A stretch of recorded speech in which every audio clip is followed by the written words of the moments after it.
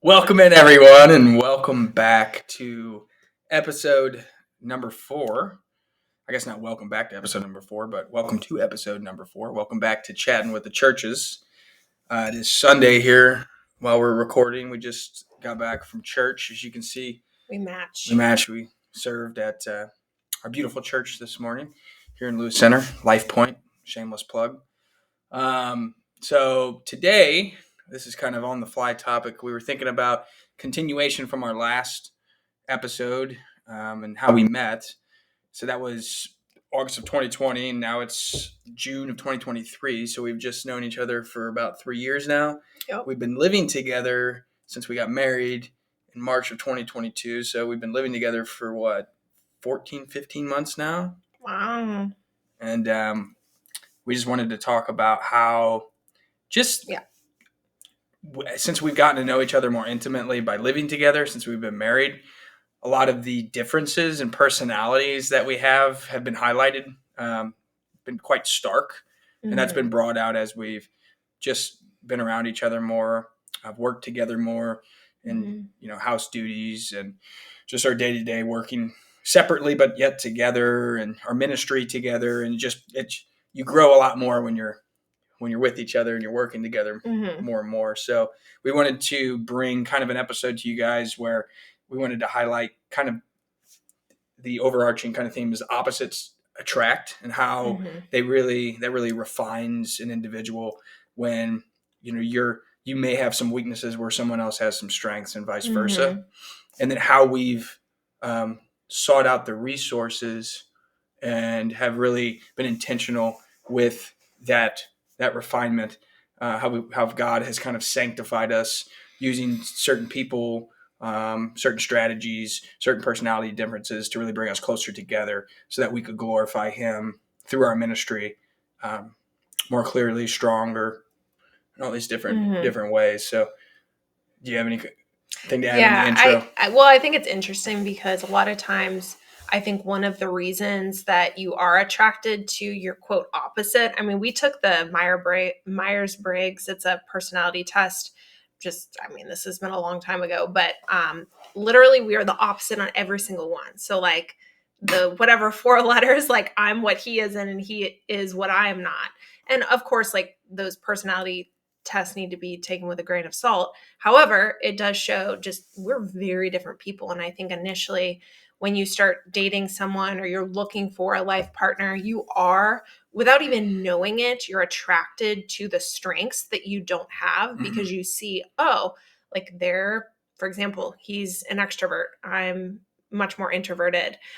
He's more spontaneous. I'm much more calculated and planned. I'm much more mathematical. He's much more, I would say, creative and more so about the relationship, whereas I'm thinking about first and foremost the data. So I'm very like logically minded, and you're more, I would say, you just don't think in the same way I do at all. I just don't think. That's it. Sometimes. And our communication patterns and just so many things are different. I'm an internal processor. He's an external processor.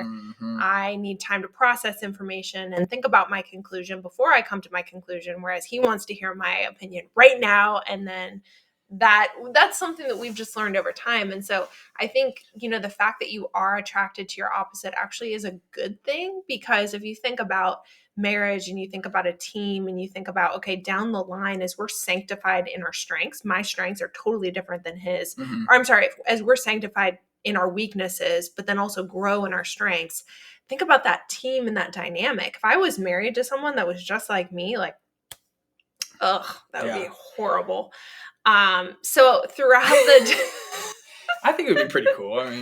Oh my gosh, we would literally never leave the house. We would be on our computers and doing spreadsheets and listening to like classical music. We wouldn't go to Costa Rica and get in a car and almost die. And then we'd spend 3 hours in the gym, and it would be horrible. We would literally be robots. But I think the important thing to emphasize is just the necessity of God in the center of your marriage through this, because like it is impossible to be sanctified by one another if we don't have that relationship with the Lord and that's strong, because it Mm-hmm. requires so much sacrifice and laying down your life and humility and patience and all the fruit of the Spirit. It requires so much to be able to just to learn these things from one another and to be patient Mm-hmm. with one another.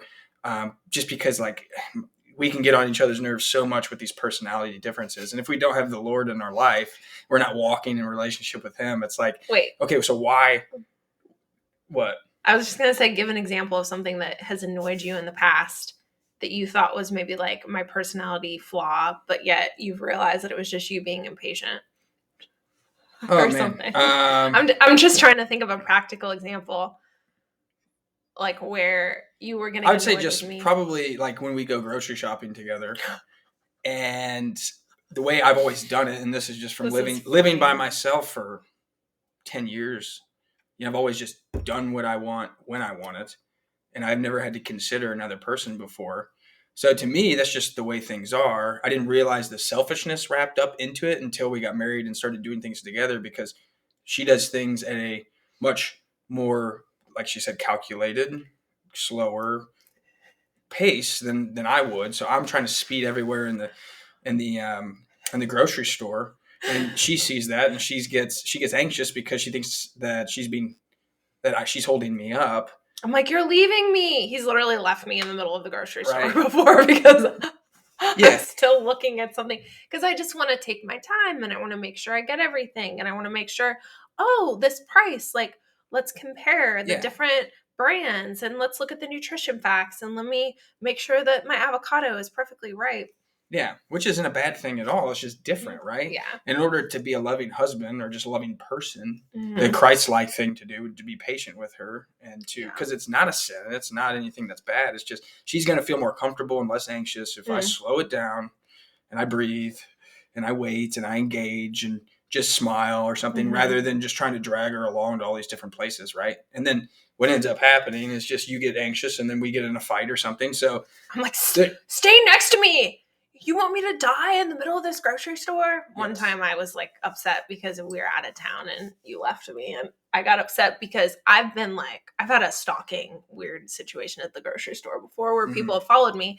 So then him leaving me, it just set off this fear inside of me that I didn't even realize I had of like being left alone in a public place at the grocery store, because it like brought back memories of being followed. And I was like, you're just leaving me. So then of course we got into an argument about that. But like that's just an example of like our differences and the fact that, I mean, I've heard this has been said before and I say this myself, but like you truly don't realize how selfish you are until you are married and you're living with someone who's different than you and you have to lay down your life for your spouse. Like you're no longer putting just your needs, your wants, your desires. Like it's no longer just you. If you're so used to just living by yourself and doing what you want when you want, it's like people are different. And it doesn't mean I'm right and they're wrong or they're right and I'm wrong. It's just we have differences. And part of being a Christian is laying down sometimes your wants, your desires, what you selfishly want in this moment for what your spouse is going to be best for them or what is going to be best for your marriage. And Yeah. sometimes that takes like Yeah. a day by day, moment by moment pause, prayer, reflection of like, okay, am I truly in this situation just looking out for myself, and what I desire selfishly, or is this actually what is best for our relationship, best for our marriage? And Mm-hmm. is there that give and take, and are we actually communicating well? Because we have disagreements.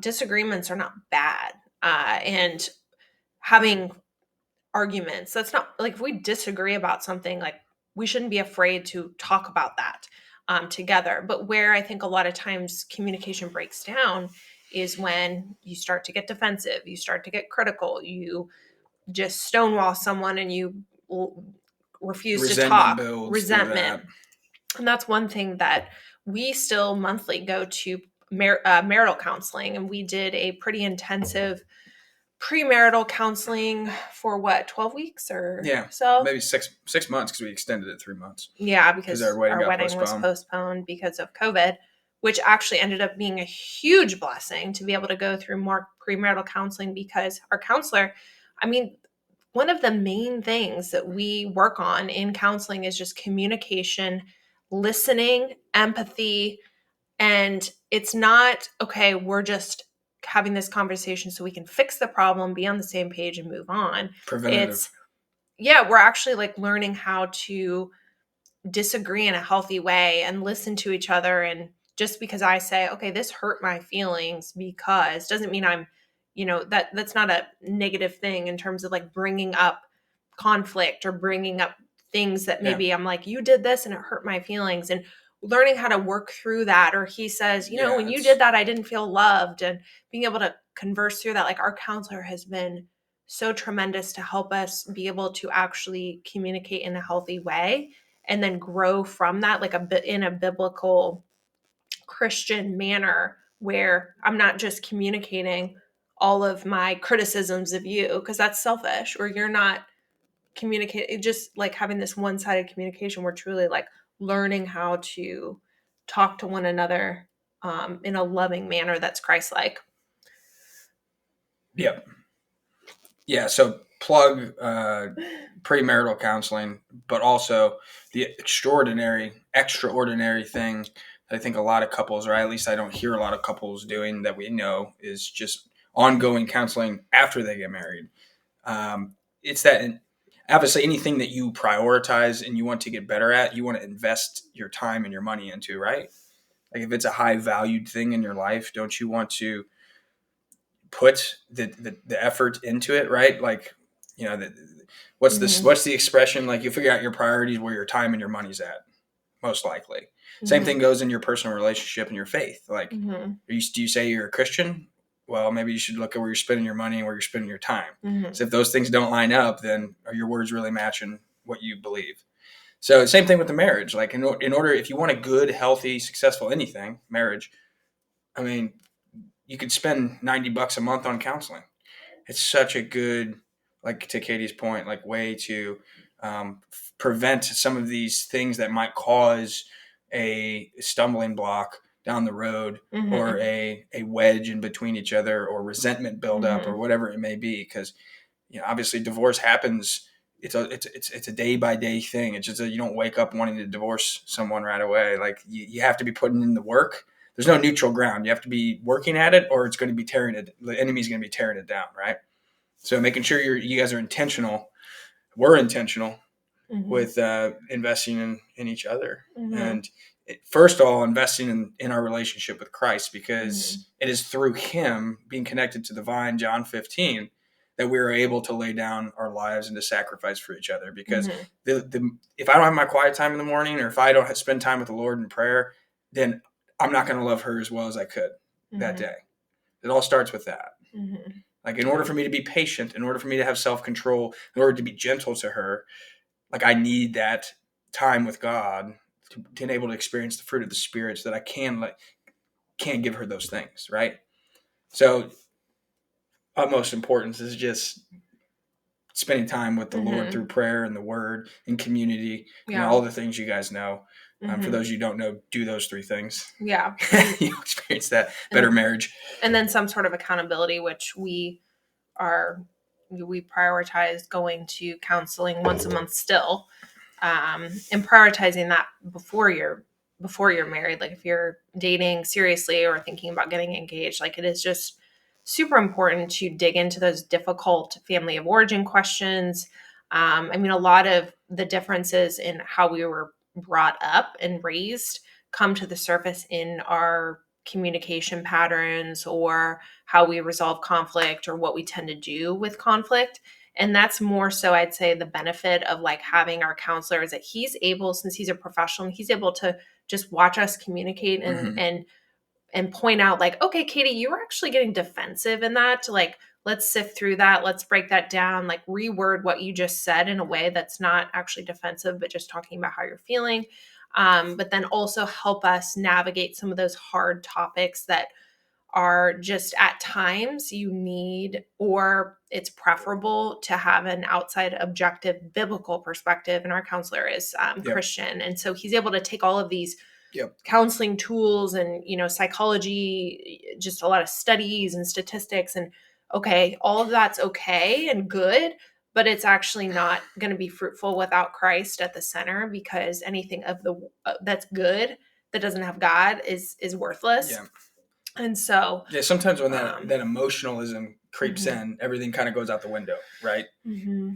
So I just wanted to add that. Yeah. So just being able to sift through those differences, I think, and come to a compromise, and sometimes having that objective outside perspective, reaching a compromise. We've been able to do that with certain situations where I state my needs or desires, you state your desires, and he's able to help us come to a kind of middle ground, which has been really awesome. And then we also have that, like, just check, like we check in and how are things going? And okay, this is where we had conflict this past month. This is where we're struggling. How's your love tank? We use that. Like, do you feel loved? Because if you guys know the book 5 Love Language, it's good to know how you give and receive love. Someone was detected at your front door.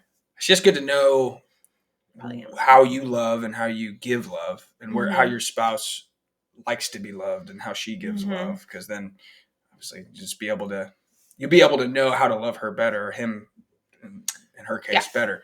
So just working through that, we ask, like, how was your love tank this week? And we're pretty transparent on, like, okay, a 1 out of 10.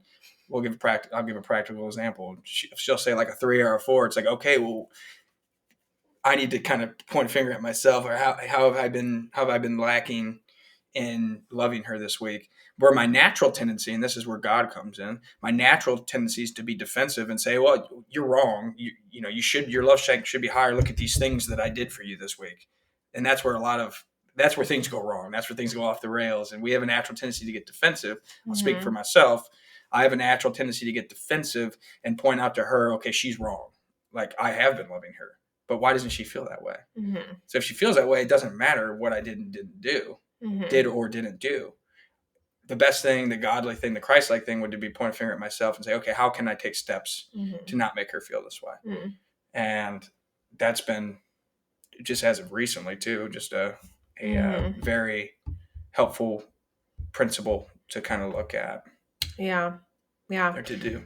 Yeah, because in any sort of conflict, it's never 100% one person.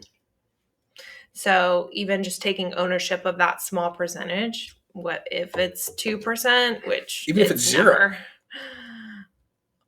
even if you're 100% right, like, my point was no one's ever 100% right. Yeah, I think. Unless it's like objective truth, like this is what the Bible says, which that's why we go to the Bible, because it is like truth. So we don't have to fight for the fact, like, this is my truth, this is your truth. It's like, well, what's the truth? I hate that word, that expression. I guess my point is, if you think you're 100% right, even if you're think you're 100% right, just lay it down. It's the most loving thing to do, just apologize. And like, even if you think you're 100% right. Yeah. And extending that olive branch, and or showing love even when you don't want to, which is the gospel, is loving those, even sometimes you feel like your spouse is your enemy. Like it says, love those who oppose you, and sometimes when you're in the middle of an argument, you feel like your spouse is opposing you. But then you have to remember, like, you're on the same team. Our mission is together. Our mission is not separate. And keeping that in mind, because the devil hates marriage. Satan hates the family. He hates when 2 Christ followers are unified together and running after Christ together. He hates that. So 2 are better than 1. Any way that he can disrupt unity or cause there to be conflict that divides you and causes you to drift apart, because you're either drifting apart or you're growing closer. Like, there's no middle ground. There's no neutral ground. And so if he can just create that drift and that divide slowly, and you're just feeling distant from one another week after week after week after year after year after year, well, he loves that. He hates marriage. I mean, look at the destruction of the family unit in the United States and how he's attacked the family and attacked masculinity and attacked femininity and attacked kids. And right now, Biblical just in the marriage schools and definition. everything, it's like there's so much confusion. And if we can stay united, like marriage should be your first ministry if you are married.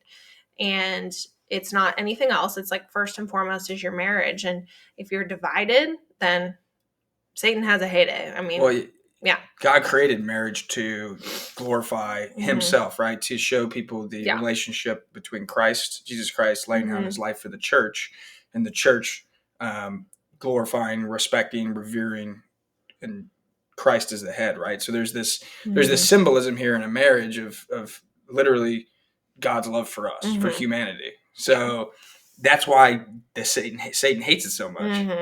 Because it's literally at the core of living. It's at the core of creation. Yeah. Marriages. Yep.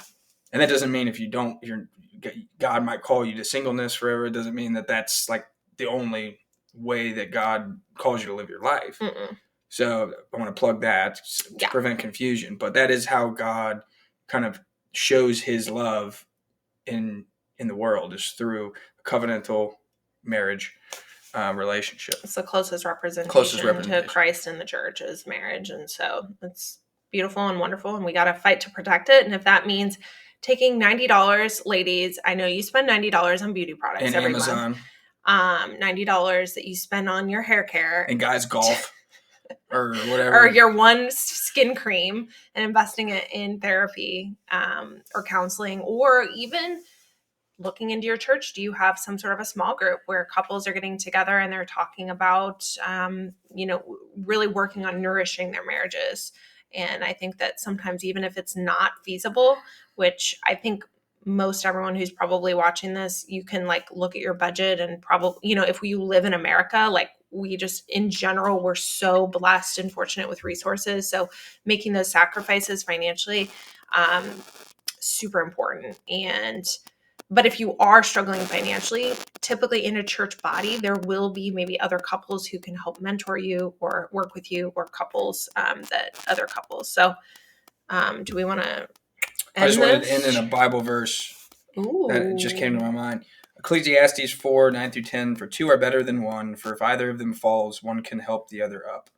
So I just like the imagery with, like you're saying, Satan's job, what he does is he causes that wedge and he separates. And then when he separates, when you're isolated, that's when he goes after you. So for two are better than one, you're together, you're stronger, one can pick the other up if they're struggling. So I just wanted to throw that out there, and just invest in your marriage if you're married, and take these things. If you're considering marriage, just think about these things. Well, and if you're single, this applies to you too. Are you emotionally healthy? Are you actually seeking accountability? I spent 2018 through the time we got married investing in one-on-one counseling, biblical Christian counseling, and actually working through some deep-seated issues that I had for years and years and years in order to be healthier for a future marriage.